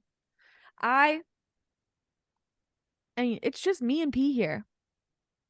I don't have to check in with anyone. I don't have to do anything I don't want to do. But I operate under a script at times, and I have to constantly remind myself, you can do whatever the fuck you want to do. Like I have to be like, hey, Maria, you want to go to fucking Jeff Ruby? I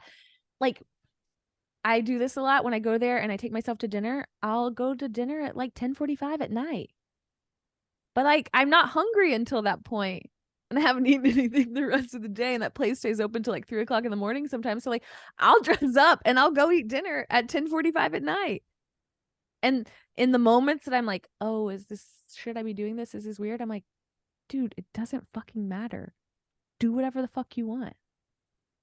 Here's a weird little one. And I think our parents probably do this a lot, and probably people listening to this will be home for the holidays or whatever. So they might experience this, that you live in another town from your family all the time. You're a grown up in a city, you take care of yourself, you live alone, you do all this stuff. But you're in their presence all of a sudden, and you're like, hey mom, I'm gonna go to the bar and have a drink with my friends. Oh my god, be safe. Oh my god, call me before you get home. Oh my gosh, do this stuff. And you're like, I'm a grown up, I take care of myself in this big city all day every day. In your space, you're on your program, you have your loop, you do your stuff. I'm sitting on your couch while you're walking pee, and I hear a siren. In my head, I'm like, I hope my Maria's okay on her walk that she does every day that I'm not here on. But we kind of do that kind of thing where it's like, should I text her and see if no, she does this all the time. She's fine. She's a grown ass woman. But it's those kind of things like being in your space where it's like, oh, like when I go and hang out with my mom, and if I leave her house and I'm like, all right, I'll be back in an hour, she's like, be safe. Be safe at the grocery, ma. You know, I actually hate when people tell me to be safe. I As know. as if I wasn't going to be safe until you told that to me. Don't break that. Like when my mom and I went to New York in last month or September, I can't remember now. And her new boyfriend was like telling her all the things like, I'm so worried about you. You shouldn't ride the subway. You should like all these things, like all this crime was happening in New York City. And he was just like telling her all those things. And she was mad about it. She was like, does he not realize, like, I'm a grown fucking woman. I'm 63 years old. I've lived here my entire life. Like New York is going to be New York, whether or not you told me to be safe. Like, just, I don't know. Men are funny like that sometimes. No, but I think it's like we're in, you're at your mom's house. You're like, every day, mom, I go out to bars in a big city. I go out in New York City. Some people live in New York now. They're going back to their small town in Iowa, and they're going out to the bar, and their mom's, be safe, be safe. Where, ma, I'm all safe all the time. But it's just like, now that we're in each other's energy, you are thinking of people. And it's just those like little ways of like your mom's like, I'm thinking about you while you're not here. I like you in my space. It's like how quickly we revert back to those things. Like, even though I'm in your space for the short time, you do this thing every time. You're like, okay, I'm going to go walk pee. Okay, be safe. Bitch, I walk them all the time. I'm safe. If you weren't here in this moment, but it's You would just never like, say be safe to me yeah, again, and I would so still be fine. that's so crazy. I don't know. That was a whole long roundabout thing, but I don't know. Okay, let's talk about, have you ever guys, have you ever, Peyton, sorry, this one podcast. What I've learned in life, especially on TikTok, every time I think I've had a unique experience in this lifetime, I am humbly reminded that somebody else has already experienced it, you know? Like all the weird, quirky things that we do, somebody else is out there doing them. think You know, you're clever. Somebody's been more clever, and somebody's there's more clever proof of for it. sure.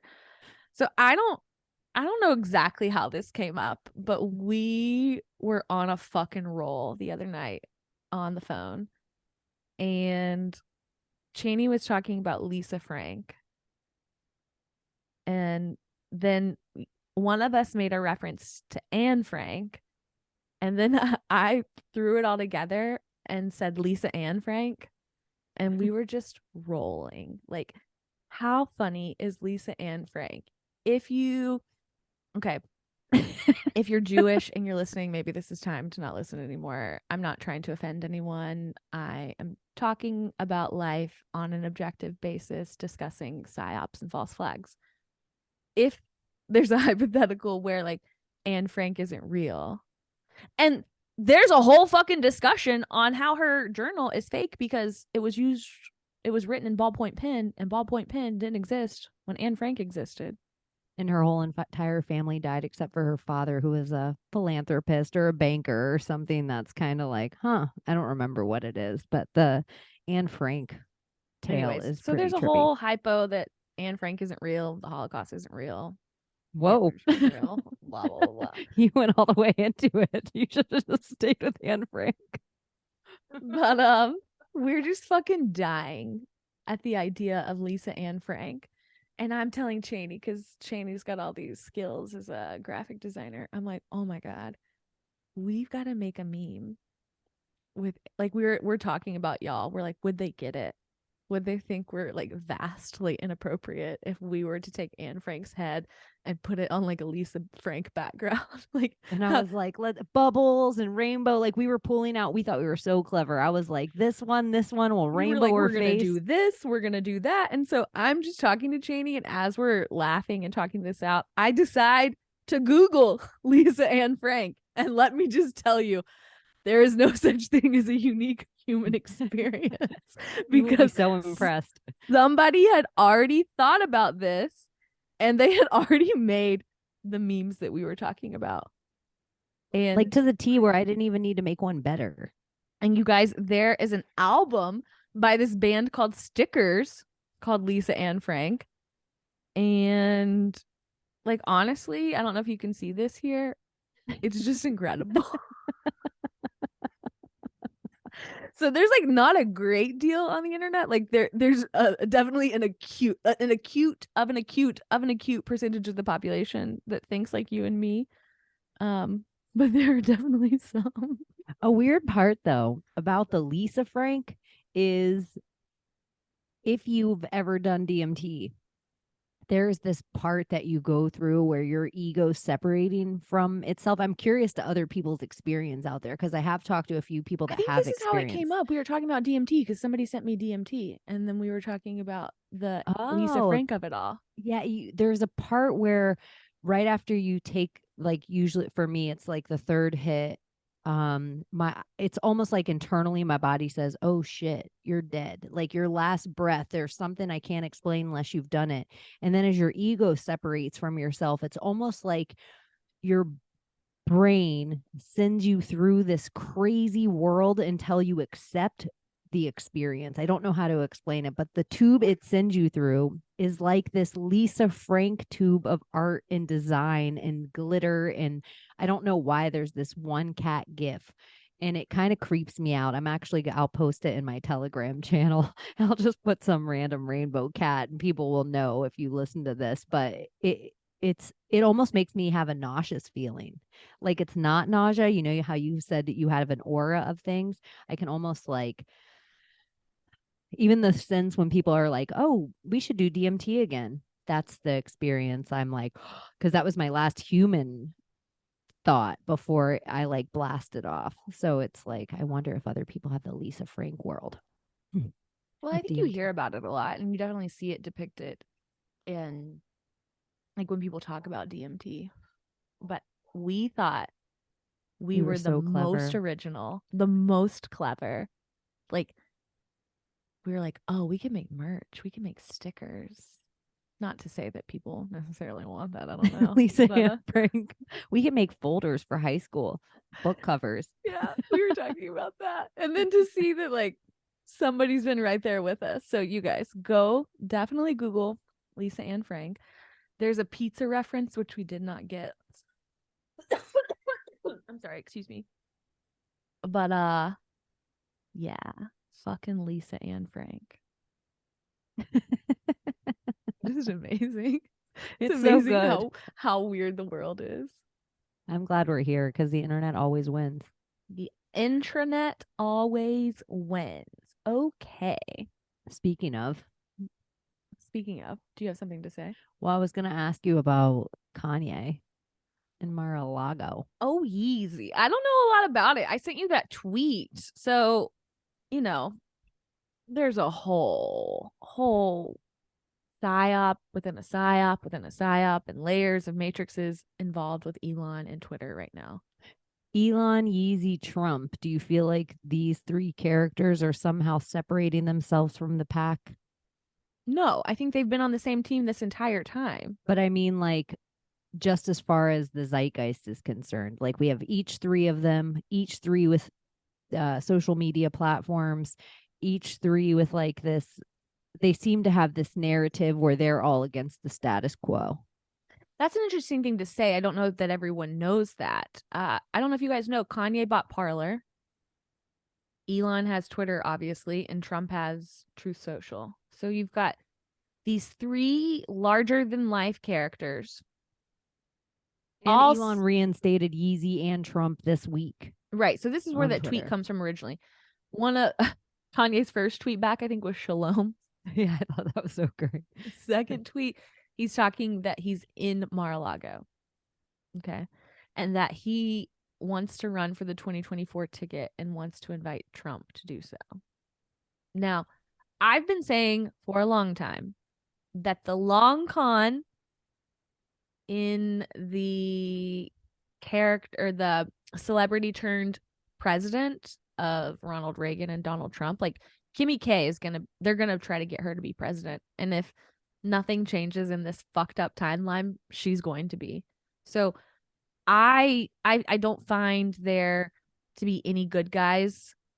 If we can like let's take this from I know we always taking the glittery red pill for you, but like this will be more of a black pill perspective. I don't find that there are any good guys. I think all three of those people are opportunist. If you want to call them something, call them a gray hat, a black and a white. But I wasn't putting them all on the same team by any means. I was oh just no, no, I'm saying just they're all telling you, like polarizing. but like him involving himself in the presidency on any level, Bruce Jenner, Caitlyn Jenner being involved in politics on any level, those are test runs. They are testing the market. Those are studies to see how Peyton, see how the public reacts to that kind of disclosure, because eventually Kim is going to run for president. And let's talk about Kanye, Elon, and Trump, and then I would love to tell you about my new theory about Kim. I want to hear it. No, I want to hear your theory about Kim. I was going to ask you about Pratt too. Oh, right. Oh, yeah. Let's talk. I mean, so I'm going to go into my theory about her in a second, but you can see it in the way that they are developing her.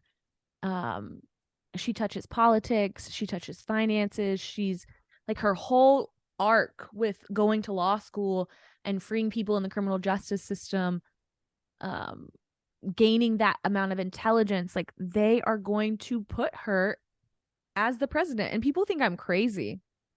But like if you can't take a step back and see that overarching story and just like the groundwork that's being laid for that, like this isn't the podcast for you, bro. But I also see that with Chris Pratt, especially. So you and I were talking about, we were watching, what was that movie with Miles Teller? That awkward moment. That awkward moment. And for a long time, I would say until the last really Top Gun, like Miles Teller was kind of the chubby supporting character.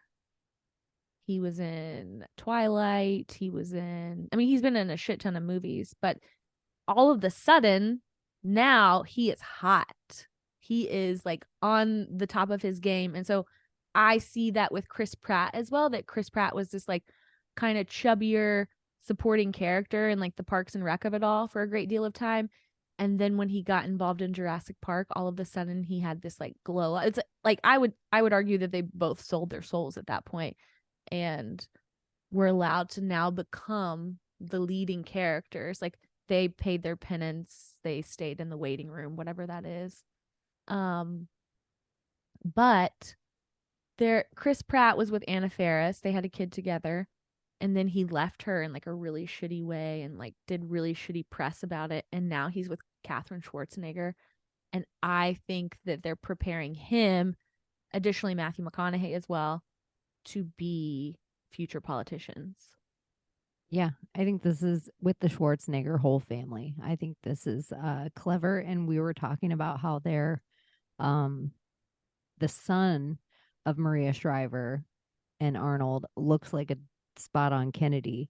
But I even think the affair with the Mexican maid, because I have this theory that all the Republican politicians are all hooking up with Latin women and having children for a reason, because that strong Republican constituent is through the church, which is Latin Americans. They're the only ones that are holding on to that religious right in a way that kind of the normal run of the mill white people are losing their religion. And just to interrupt you briefly, that sect of the population traditionally votes Democrat, but really the lines aren't that different between blue and red. And blue is more pro immigration and pro social programs that help, I think, immigrants and individuals like that. But I think with the right individual, like you're saying, you could whip that part of that's just over the left center line to the right very easily. Yeah, it's the family values, the church, all that kind of stuff. I even think in a way, if white Americans, the typical America they see looking in the future, the most conservative white Americans, if they really want to keep an America that way, it behooves them to lean into the Latin side of the voting demographic, because that family values religious right is only there if you have I would say mostly the Mexicans are usually lean Catholic, so they have a lot of that Irish, that same sensibility of those original poor Americans that started. It's like the almost the loop again of what started that conservative religious movement to begin with. But I also think the liberals, that's why they want to rock the vote all the time with the younger people, and they want to open it up for immigration, like the most amount of illegal immigration. So then it's like, look how much we'll help you with all these social programs. And you want to vote for us. You can like see the divide of how they're doing it. But I think the Arnold Schwarzenegger affair is all planned out. Like, I don't think that it's so he has a kid that is Well, that. they want to have a cast of characters that can be used at any time, in any hypothetical, in any situation. You see it. I mean, I have this whole theory. You don't know if it'll ever come to fruition. It would be fucking 30 something years until it does. But, you know, the royal family is a psyop. So, like, don't think that I'm saying any of these, like, it's all fake to me. So, of course, Harry would pick somebody who's not completely black, but a little black. And he would pick an American because there was a whole discussion before they got married about her giving up her citizenship. And I thought that that was very intentional. She did not give it up, I think, before the wedding and before the birth of the child, perhaps, so that Archie is both an American citizen and a British citizen. So in theory, 30 something years from now, when Archie turns 35, like if the monarchy actually meant something, wouldn't you want to set it up? Like if the monarchy could die in England and like the perception is so bad and nobody cares anymore and the Prince Andrew of it all and all this stuff, you would set up that you would have an American child. That what if he became president and then you have the monarchy in England and you have a royal family member that's now the president of the United States? Like that's just something I see that they've started. That's a breadcrumb. And so 30 years from now, they could do that if they want to do that because the story's set up that way. I even think with her being like somewhat black is such a political move for Africa because the queen has to go. She owns all this land in Africa and Australia, the Aborigines. It helps save face if they can send a black heir over to all these places. Because she kind of looks like when they say they do those like projections of what everyone's going to look like in like 50 or 100 years, and we're all kind of like a little mixed. We all kind of like We're those all Cardi projections look B. like Meghan Markle a little bit. Yeah, I can see that. But so the cast of characters it's currently in Congress for the most part are very old actors who have played their role for a very long time. So much so that like the architects, the writers have not had to reintroduce new characters for a great deal of time. They've cast Nancy Pelosi and she's been elected over and over and over again. You didn't even have to think of someone to put in her role. But I think all of those people are getting old. And so now it's time to start writing who the new cast of characters is going to be for the next 40 or 50 years. You know, if you're Biden, you've been in what for now? 47, 48 years. So what if that is Matthew McConaughey? What if that is Chris Pratt? What if that is Kim Kardashian getting into Congress? It I don't know. It's interesting, I guess, the way I see politics going. Yeah, I think they, in a black pill way, you could say that, yeah, you have Arnold break a little bit of the barrier. You have the dude from Saturday Night Live. He breaks a little bit of the barrier, like different famous people, Ronald Reagan. Um, Trump is the dude who comes in and completely tears down the wall between Hollywood and between politics. He's the guy that actually comes in because if politics is just Hollywood for the ugly, he's the most popular guy in school that actually sits down with the class nerds and's like, oh, you guys want to run a presidential election? Let's just try a popularity contest. So he is actually the biggest person ever to, because Ronald Reagan even had to have his step through. So he like as a governor for a period of time, like they didn't just accept him to be actor, politician. Trump has nothing in between. So he's our first that we're actually accepting, and not just accepting, a majority of the country accepts. So you have this easier walk in with a Kim Kardashian or a Kanye later on, because they don't have to have any political experience, because we have Trump as the first dude that he's like, no, he ran a business. And so everything you've said about him, you'll be able to say about Kim. She has a multi-billion-dollar business. At the point she runs, it'll probably be worth more than Trump's. And So she's an attorney now. And by the time she didn't even have to go to college, she didn't have to go to law school. California has this fast tracked way of becoming an attorney. And yeah, the Trump actor to politician, they eliminated any of the experience required and they qualified him with his outside other business experience. And so that's paving a way for that to be. Now, not to say that obviously I think president and governors and shit like that, but I think in a perfect hypothetical in which the republic exists and democracy is not dead and the world works the way it's supposed to, you don't need to be me to be in politics. You really shouldn't have to have a law degree. Our elected representatives should just be elected members of the people. And like, yes, you would have to learn parliamentary procedure and some other bullshit, but it wouldn't be like a requirement to have a law degree the way that some of it kind of works, I think. But again, that's in a perfect hypothetical. My new thoughts on Kim originally stem from the idea of her house that she built with Kanye. And so in my personal life, like I love Bravo. Like I love pop culture. Like I'm never going to be the person that sits on the high horse and tells you guys like you shouldn't be doing this. Like take your AirPods out. Like don't watch TV. Like we have to exist in the 3D world. So I'm still going to be a pop culture brat at times. But all the stuff I used to consume, especially in the time, like right when they got done with building that house that took years, that's I think they spent $60 million on. And so many people over time have always like talked shit about it and I don't get it. And it's so ugly and it's all white and it's bare, like there's nothing there.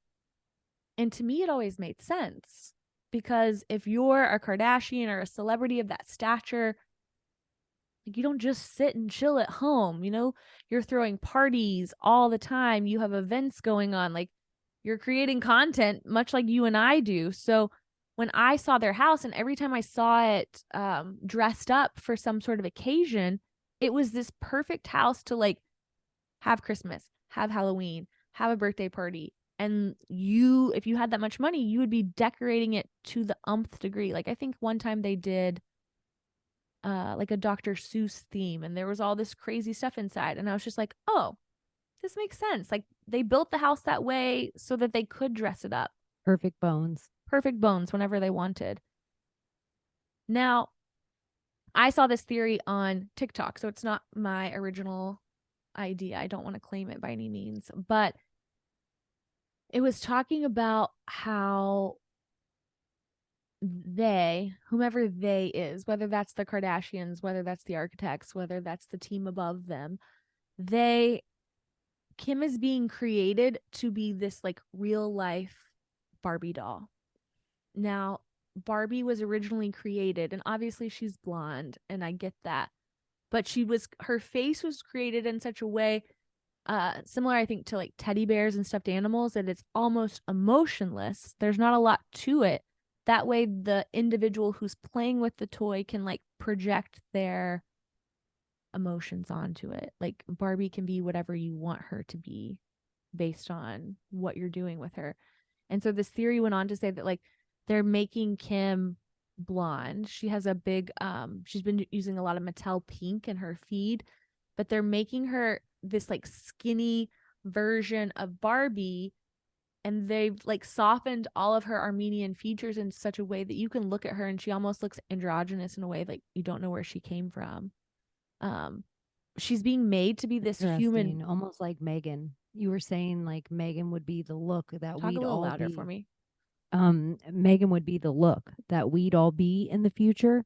Kim is that. Yeah, they're Like making they're Megan and making her her very, very racially similar. ambiguous. And so she's becoming a Barbie that is emotionless, and you can't necessarily determine what ethnicity she is, so that you can project whatever kind of like feelings and thoughts that you have on your Barbie also onto this person, which would then, so like this whole theory didn't talk about her in politics at all. It was just saying that like Kim Kardashian is becoming a real life Barbie. But to me, in my whole political theory about her and what they're doing and turning actors into politicians, like, of course you would want to make her look in such a way that I could look at her and think like, well, Kim looks like me. Or someone from Mexico could look at Kim and be like, well, I kind of look like Kim. And I don't know. So that's just this Barbie idea I thought was very interesting. Yeah, I think it's totally interesting. I think it's totally teddy bear. It's the perfect and the way she's doing every single one of the careers. Oh yeah, that was the thing I forgot. Yeah. Like there's lawyer Barbie, and there's business Barbie, and financial Barbie, and actor Barbie, and singer. Like she's put herself into like all of these different I don't want to say sources of employment, but like positions. And even the boys she's dated are all different. She didn't just date Ken, she dated Derek, and she dated Kanye and the basketball player and Skeet. Like she has all different kinds of dudes too. So it's not just even setting up the girls that, oh, she's kind of like me and she's kind of like you. She's setting up all the men. She might date me or she might date you. That's the whole thing with like the fucking white boy thing that they're doing right now. Like they've been dark for so long, and then all of a sudden they're getting this like skinny white boy with like the Travis Barker and Skeet. Yeah. It's like I know, like they have a program. They're the programmer. They adjusted the program. All of them girls. All them girls. But that's the other thing too, because we were going to talk about the Kim K, Kyle, blah blah blah. Oh, well, like let's tease out then what our pop culture episodes are going to talk about. You get on TikTok, you get on Twitter, you read horrible things. Like you take one of the first red pills, I feel like you go down the whole adrenochrome, human trafficking, child trafficking, pedophilia, that whole, all of those Balenciaga stories. stuff. Yeah, Balenciaga. And you read about people who like sold their children into this stuff, that allowed their children to like be privy to this type of thing. And you think to yourself, like, how horrible, how terrible. I could never imagine. Like, these people have to be like scum of scum, like the most despicable. And I think you think about men a lot, you know? But what I find interesting is that there's this whole sect of women that we revel, that sold their kids out, that are the matriarchs of like pimping their kids out. The stage moms. Stage moms. Like how stage moms are I don't know, like, so we wanted to talk about Big Kathy Richards, who mothered Kathy Hilton, Kyle Richards, Kim Richards. And the stories that you She's read the on this grandma of woman. Paris Hilton. If you're not into this Yes. pop culture realm, Paris Hilton would be the biggest name of this family. Right. Paris Hilton's grandmama. And she had 3 daughters. And so we're going to break it down, but like you hear these stories that she literally hired men when her kids were in their teens to have sex with them and teach them how to have good sex. And like 2 of her daughters were child stars. It's just crazy. Disney child stars. You look at Kris Jenner, you look at Dina Lohan, you look at what was the other? Britney Spears' mom, Jessica Simpson's mom, I can't remember her name. But you look at all of these women who we platform as stage moms, and the devil works hard, but Kris Jenner works harder, who really just sold their kids for a buck. And they planned it from the time their kid was young. When you look into Big Kathy, she planned from the time she was young for not only her kids to be successful, but to marry rich. Like it was the goal, and not just Hollywood fame, like rich upon rich, She like wanted her marry a family. Hilton. Big Yes. little Kathy ends up marrying a Hilton. So there's this huge family she marries into. And then But it was really like Kim. Kim was the original child star. There are rumors online about Kim literally like her mother being in the next room just while like man after man fucked her while she got roles and stuff like that and was supporting the family. I have this wild thing I read about her killing one of her rapists, which we will talk about allegedly in one of the next episodes. I think the Real Housewives in general, anytime I see that Big Little Lies, that show that used to be on HBO, Mm-hmm. I think that entire show is built on the Real Housewives of Beverly Hills. Mm-hmm. I think they legitimately killed season one, that girl's husband. The one, she's the most famous for the cat meme. She's yelling at the cat. If you don't know anything about Real Housewives, and there's just that Taylor one meme of Armstrong. the blonde lady. Yeah, Taylor Armstrong. I believe she killed her husband and they all helped assisted it. And I think you can almost see the way they all hush up. Like there was something about that season that those women were bonded differently in that Big Little Lies kind of way. Right. Or maybe Big Little Lies was written about that. Yeah. Like what was the one thing I was gonna say? Oh, the one thing about Kim Richards is that she has, I think, 4 kids from maybe like 3 or 4 different people. But in the book House of Hilton, they talk about how like she married a millionaire and had a baby with him. And her mom was like, that's not good enough. You need to marry a billionaire. And so the next guy she has a baby with is an oil tycoon, and he actually is a billionaire. And so when we break all this down in the next episode, like this woman wanted to create generational wealth, wanted her daughters to marry billionaires, and like her spell fucking worked. Like one daughter becomes a Hilton dynasty, has Paris Hilton, who is a dynasty within herself, and then has Nikki Hilton, who becomes a fucking Rothschild. Rothschild. And then One you have generation. like she literally accomplished what she wanted. She didn't even get to see it come to fruition because she died. But like, what a fucking spell. We're gonna break down the rumored theory that like one of the Kardashian grandmothers like sacrificed all the men in their lives so that like the women in her family could achieve success and fame. And both these families, all the women's names start with a K. I think this is crazy in both these families. Mm-hmm. Not when you get into Nikki and Paris and stuff like that, but these original core, which I think everything that Chris is doing, Chris is the big Kathy of she saw this spell work and she's doing it to her kids now. I think that the Richards they were the beta of the Kardashians. They Mm-hmm. were the first version of this spell that we're like gonna watch even fold bigger in less than one generation. And so in one generation, she gets her kid married to a Rothschild. I even think it's clever how Kyle's husband, Mauricio, I think somewhere it's not just Hispanic Jewish that he's this real estate mogul for, because I also have this theory that the elite have to pass real estate between them because you and I can't find a tunnel to the underground. Like Right. they have to give it to each other. So then you have him who they're like siphoning, either working with the Hilton so they can both embezzle money like art with properties, or they're siphoning wealth to the Richards family from the Hilton family. Interesting Because because the Hilton family is a longer legacy and the Richards are so new. Who's Mauricio in the grand scheme of things? He right. starts And the so biggest real estate agency in the whole world and uses Bravo to advertise for it. Rick Hilton and Mauricio Umansky worked together at I can't remember the like Hilton Real Estate, one of the biggest firm in Los Angeles at the time.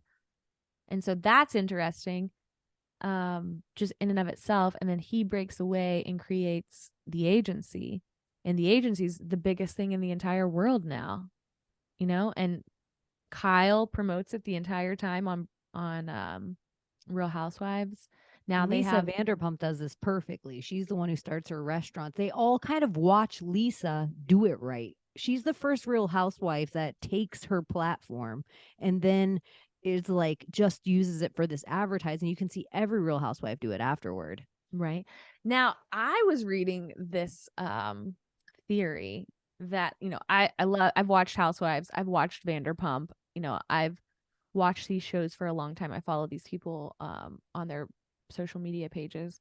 But it was talking about how the women and like all the people on Vanderpump, like obviously there was a restaurant and a show, but that Lisa is really like a madam, Mm-hmm. and that all the like hot women and hot people that were working at all of her restaurants, that it was really like where elite came in, and like it was like an escort service.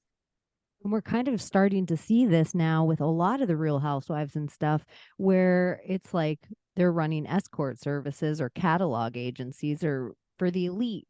Right. So then I didn't watch this season that much of Housewives of Beverly Hills, but there was a new housewife, Diana Jenkins. Diana Jenkins is this like fucking refugee, I think maybe from the Ukraine, I think you're right. and marries the president of Barclays Bank in London, helps him build the what he had. They divorce. He gives her fucking $300 million in a divorce willingly. That's when you know you have crazy amounts of money, when the woman gets that much. And I read something that he said, he was like, well, she was incredible. She helped me build the business. Of course she deserved half. Like, bitch, what? Anyways, she creates a coffee table book of quote unquote models. And the rumor goes, entertainment lawyer Inti from Crazy Days and Nights, if you're into blind items, he said like this was not just a coffee table book. It was literally like a catalog, and she marketed it as a book, but like her friends would call her and be like, I want a night with number 7. And that, like, that's what I find so interesting about the elite and the they of it all and their spells, is that they create these things and they market it to the masses. And there's an entire sect of the masses of laymen that are consuming this spell, and they have no fucking idea that they are. They just bought this book because Diana Jenkins did it and it's cool modeling photos and it goes on their fucking coffee table. Well, I think it's interesting to go all the way back to the moms doing this. Is we have the Real Housewives. We see from Chris, where you have her Kindle Kylie, like where they're borderline models. You have Yolanda, her two daughters are the biggest models. Hadid? What are their two Gigi Hadid and Bella Hadid. And then you got biggest Lisa Renna with her daughters becoming biggest models. models? And all these models are, if you look into it, Victoria's Secrets, Les Wexner, is they're just prostitutes for Saudi Arabian billionaires, so they can just call up and order a Victoria's Secret model or a Giselle Bundchen to marry, or and so they're all these ladies are Kathy Hiltons to their kids that they're pushing off to be models, but really the models are just making their money by going to be on yachts with random billionaires for a week at a time, which is the exact same thing that Lori Loughlin, her daughter, was out on a yacht, and they made the whole scandal about a college scandal. But the real thing was that She was a these yacht girl. yeah, these famous kids that are just Instagram celebrities are just making their entire livings off being high priced prostitutes. Now the Nicole, I don't know how to say her last name, Schwarzenegger, the lead of the Pussycat Dolls, is like a notorious escort, excuse me. So there's a whole, have you heard the term in this type of discussion, porta potty, used before? No. Oh my God. So me and my ex, when we were getting into like conspiracy stuff, Art is what I call him. Me and Art used to we were so into this stuff because Inti was talking about it at the same time, and I was really into blind items. He was really into conspiracies, and we were like meeting in the middle with these discussions on Harvey Weinstein and Kevin Spacey and all this type of stuff. And so there's a term called porta potties for women who are willing to go yacht or go with the type of, and I don't want to say Middle Eastern men because it's really any man, but I think a lot of them are Arabian. Sheiks, yeah, that's what a lot of stuff I looked up to. They were a lot of Saudi Right. royals. So let's call them Saudi princes. That Saudi princes basically want to shit on women. And so you go over there and you agree to be a porta potty. And so they're going to fuck you. They're going to do this. They're going to do whatever the fuck they want to you. And part of that is going to involve shitting on you. And you might have to ingest it, I think. But me The and most Art used amount to of read scat. all these crazy like scat stories and shit like that, for lack of a better word. But it Huh. was talking about like, and with the prevalence of TikTok now, you see a lot more of these type of discussions. I think not so much the porta potty discussion, but like it was crazy numbers that people would make. Yeah. I was blown away. Like I think one of the things that I saw was $1.2 million for a week is what Lori Laughlin's daughter got for hanging out on a yacht. And I was like, this girl isn't going to college. Her mom's not worried about getting her into a good college. This is some other scandal they're using to cover up a scandal. Mm-hmm. Definitely. That's what I think though about Bill Clinton and Monica Lewinsky. Like I just think if you ever see a scandal get out, they're using a bubble of a tiny little scandal so it covers up a big nasty ugly Well, scandal. let the right hand do this while like the left hand's not looking in that Look way. over here, look over here. Look over here. No. So we want to basically do a series on these like matriarchs in not just Hollywood, but these like Follow key the major wives. female players that you don't realize are kind of running the world in a way. And not to Yeah. say that really I think Kathy Hilton or Kris Jenner is running the world, but it's a spider web, and the web just like it's so interesting. It's bigger than you think. Bigger than you think. But like it's kind of like I'm not comparing you to them in this way, but like when we were joking, we were talking about how if you lived in like we were talking about time travel, and I was asking you, I was like, would you go forwards or would you go backwards? And you were saying I couldn't go backwards because like as a lesbian, there's I not would stick out really bad. there's Like nothing there for me. yeah. But then you were saying that like if I did live in that time, like, well, I would be a beard for someone, and I would have met a man and I would have put him into politics, and like he would have been I would have found a gay man and I would have been gay, and like we would have had this fake thing. And it's so easy, and it's like, dude, that's out here happening all the That's time. what people are doing. It's Like like Eleanor Roosevelt and FDR, like she was running shit. Abraham Hillary Lincoln, Hillary and Hillary fucking Clinton. Bill. Yeah, we were going through all these that we were like, oh, this is exactly what was happening. So Lesbian time travelers. like how do you not pay off Paula Blair, not Paula Blair. What was her name? Paula. Um, how do you not pay off Monica Lewinsky and all those players Linda back then? Tripp and Paula. She has the best plastic surgery in the world. Like she's literally the person that went from being like, whoa, so ugly to like maybe the best nose job. Paula Paula Jones. Jones.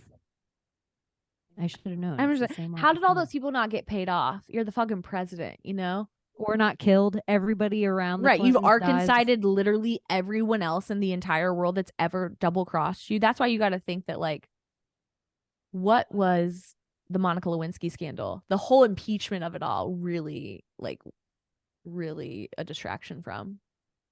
It's just really it was to like over sexualize us. Think of how much we all got privy to in that moment, and cigars and dresses and semen Cum stains stains. on a blue dress. Yeah, you know what that Blue, means blue. in perpetuity now. Mm-hmm. Devil in But a blue dress, blue dress, blue dress. devil with the blue dress on. My mother has. She always dresses up as the devil in the blue dress for Halloween. Halloween. See, I did control myself just to end up not randomly yelling her name just out of habit. But honestly, I didn't know what I was about to say. But this kind of brings me to a point that I wanted to bring up that I had written down that we were talking about the other day.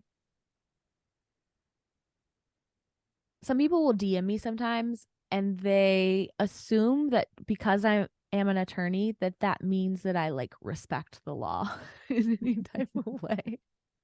I most definitely do not. And I think it's interesting too that like people assume that like as an attorney that I'm required to like uphold it or advocate for it in some sort of way when like law school is just a method of like negotiation and Yeah, there isn't a persuasion. HIPAA you sign for law like a doctor does for medical. There isn't this like, Like I don't owe a duty to the law yeah, by yeah. any means. So what I find interesting as the attorney, how often legal controversies are used to solidify a psyop. So we were talking about Alex Jones and whether or not Alex Jones was going to receive his Twitter back. And then Elon came out and he tweeted some fucking looshy thing about how his firstborn died in his arms. He felt him take his last breath. And for anyone to like question the death of a child, like basically saying Alex Jones wasn't going to get his Twitter back. And then you look at this entire facade that happened with him being sued over the defamation of Sandy Hook. So they created this legal controversy that solidified Sandy Hook. We know that it was a psyop and it was fake and it didn't really happen the way that it did. But 40 years from now, you're going to law school and you're doing your homework and you're reading about the Alex Jones Sandy Hook thing. Like that will you can't question that. Is it almost in the exact same way the Alex Jones Sandy Hook is almost the Trump insurrection? Where now that his Twitter's back on, you see those last two tweets that the media hasn't talked about in forever, where they're like, look at this riot he incited. And he told everyone to go home. But it's almost those same things if the Twitter didn't come back on. And maybe even the history books will still, even with the Congress case of everything, the history will be shown that he incited a riot on that day. In that same way that you just need the legal case to cement that's how it will be in history. Right. So there will be the legal cases talking about the people that went to jail for it and stuff like that. It'll be the shaman. The shaman the other day. And so that's what I find most interesting in my observations of like how the architects manipulate all the systems. Like, let's take the legality of something. Let's take something that we're all required to uphold and to know these laws and owe a duty to these laws. And they're ever present all the time. You could be in violation of a law at any moment. And we're going to like use that to take something that's fake and use this system that's supposed to be real and pure and provide justice and blah, blah, blah bullshit. But we're going to use it to like take a controversy and make it real. Because if there's a case on it, that means they heard proof, there were witnesses, there was testimony, a jury of his peers felt a certain way about it. Like, you can't come back from that. Walls without sounding like a complete fucking lunatic 30 years from now. No, because then people are just like Roe v. Wade, because that'll all it becomes eventually is a name v. something else that everyone throws up and nobody knows what it means. And so then when it comes tumbling down, your people like someone like you will have a podcast to explain that Roe v. Wade never meant what you thought it did to begin with. Right. I just, how clever are they to like take systems that they created for us that are supposed to be pure, to pervert them, and then use the perversion to write the history books in such a way that you can never, ever question it. And if they do it next clever, they make a character about it. And then another person comes in and says, you can never question the death of this character because this is a child. And then we have Anne Frank. And then we have Lisa and Frank, baby. It's the same story. You can't question it because it's a little girl's diary. So then that means everything else is real. It doesn't matter that the ballpoint pen wasn't invented yet. You can't question it because she was a Jew. It's the death and of she a little died. girl. And it was fucking Holocaust. Child. And if somebody did question it back then, there was probably an Alex Jones back then case of questioning it that some guy got in trouble so nobody else could question it. It's the same over and over again. Anne Frank is Sandy. Anne Frank died in Sandy Hook. That's what I'm here to tell you. Lisa Anne Frank died at Sandy Hook. Lisa Anne Frank's dad wasn't really crying. All right. I have to catch a plane in a little bit. Oh, is it time to go? It's getting close. Okay. You guys, thank you so much. Please love us, even though we didn't provide what we told you we were going to do. But it too shall come. We will. We will. Okay. Now I'm going to pick the emoji because it's already in my head and it just came to me. And this is going to be in honor of Layla from Layla's Honky Tonk on Broadway. I want you to post like the drink emoji that like looks like scotch in a glass because that's the stinger. The fucking stinger. Perfect. Little So, scotch, do you have little another drink on the emoji you want rocks. to add? An airplane. Ooh, an airplane. Okay. Well, Project Chaney, thank you so much for traveling to Nashville Thanks and for having me. entertaining me and going to dinner with me and almost burning my apartment down.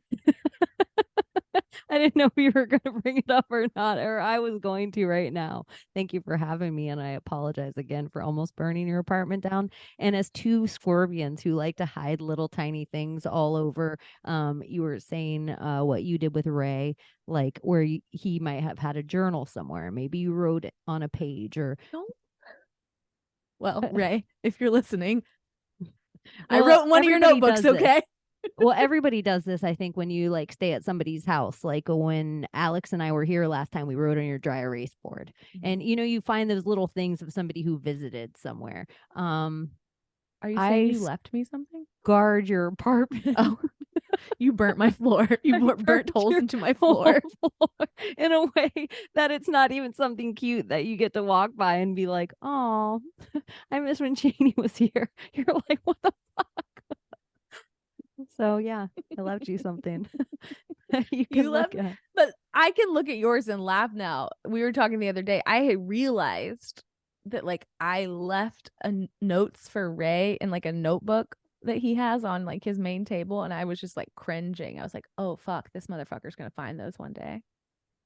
Will say that the way you handled me almost burning your apartment down was healing for my childhood trauma. You were so worried about my reaction. Dude, you don't know how long I was sick about it before you even got home. I had I to had to go take work a for a couple shower. hours. I had to take a shower. I had to like calm down. Like I had a whole childhood thing like, oh my gosh. Like I just pictured my like mom and dad shaking their head.